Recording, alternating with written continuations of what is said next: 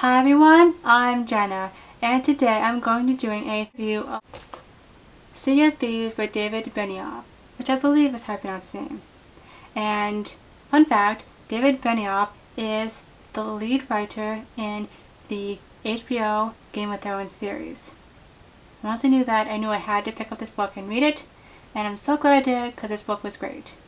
This book is a historical fiction book, and it centers around the Nazi siege of Leningrad, where the Nazis surrounded the city and wouldn't let people in or out of the city. And no food was coming in either, and so people were starving and ultimately dying. So that's a backdrop to the story, and basically it follows this boy, David Benioff, and basically he gets caught looting a dead German, and he gets thrown in jail. And in the jail cell there's this older kid named Kolaya. I'll have his name on the screen so you can see it because I don't know how to pronounce his name. And basically Kolaya was said to be a deserter of the Red Army, but Kolaya protests this and says that he's not. And basically these two are supposed to be executed, but in electron events get saved when the Soviet colonial asked them to get a dozen eggs for his daughter's wedding cake. And that is a really bizarre request because they have to find 12 dozen eggs in a city where there's basically no food. And so it's all about these two kids teaming up and going on this adventure trying to find these eggs. And the people that they meet and the stuff that happens to them is just great. The first thing I have to say about this book is that there's a thread running through this book that runs through the Game of Thrones series.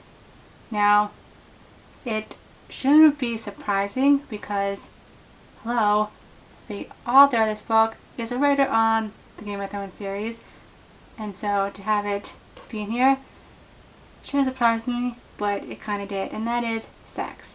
Because you have these two teenage kids, and basically they're kind of hormonal and stuff when they talk about sex and girls and all that sort of stuff.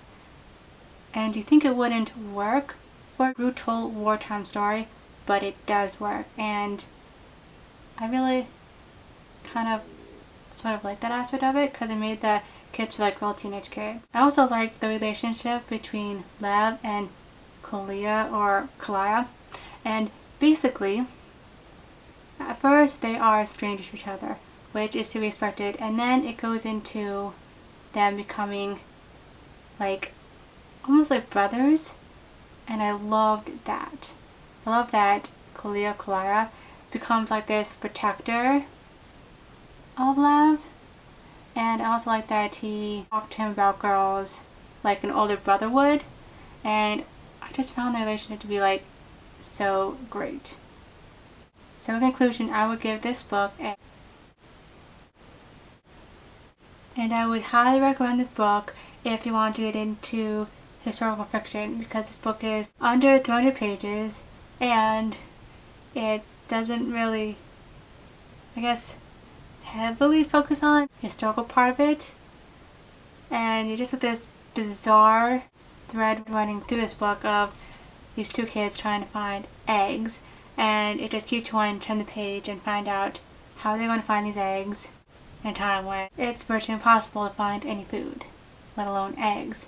So that runs out this video for today. I really hope you liked it, and I will definitely see you soon for a new video. Bye!